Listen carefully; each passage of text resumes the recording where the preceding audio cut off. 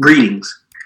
My name is Torren Gatson. I am from Wilmington, Delaware, and I'm an assistant professor of public history at the University of North Carolina at Greensboro, and the co-director of the Black Craftspeople Digital Archive.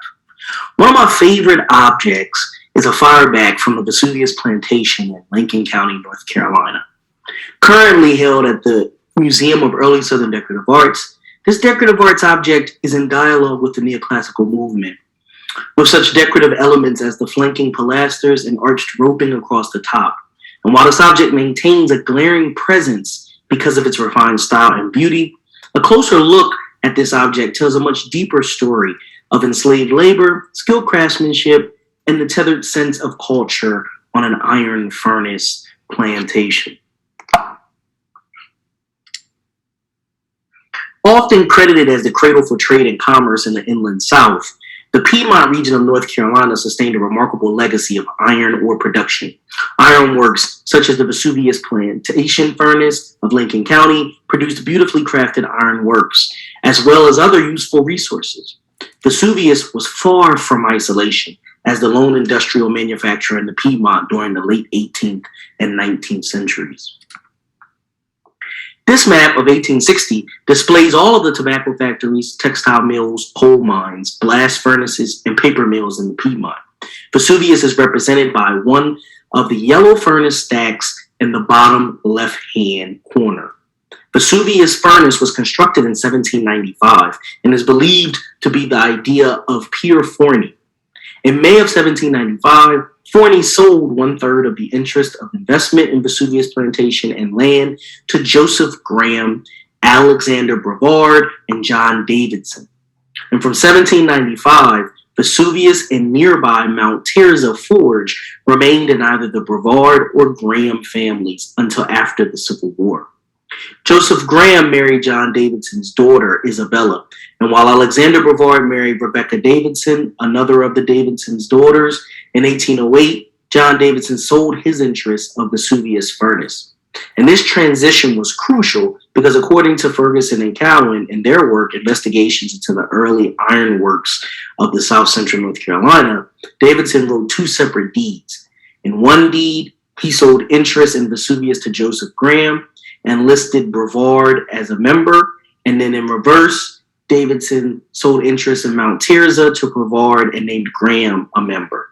And in this action, the iron furnace plantation would remain in family control during most of the 19th century.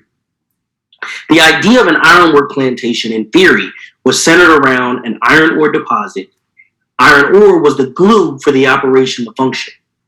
For that reason, early iron plantations appeared around mining sites. Moreover, each additional element that fit into pattern of harvest and production to supplement iron ore. For instance, limestone was an important fluxing agent, while fast-moving water-powered turbines and water wheels. And hardwood produced charcoal, an essential agent in the operation of a continual process for the furnace for up to 6 months at a time. Large crystallized stones supported the structural integrity of the furnace that housed iron ore. A 19th century blast furnace was a complex and intricate operation. Once a furnace was in blast, the core elements were systematically combined to create iron. First, the limestone was melted using the charcoal in a process commonly referred to as the batching process.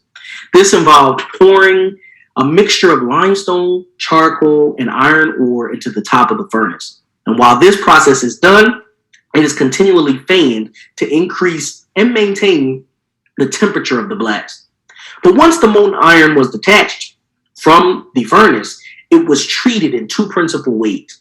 The first involved creating various shapes, styles, and patterns to cast molten ore. This process created firebacks, ovens, stove plates, iron bowls, pots, and other items. The second treatment was to pour the remaining iron ore into long, narrow trenches commonly referred to as troughs, and this created pig iron. Pig iron was thick bars of iron that could be reheated at a later time and hammered into various shapes.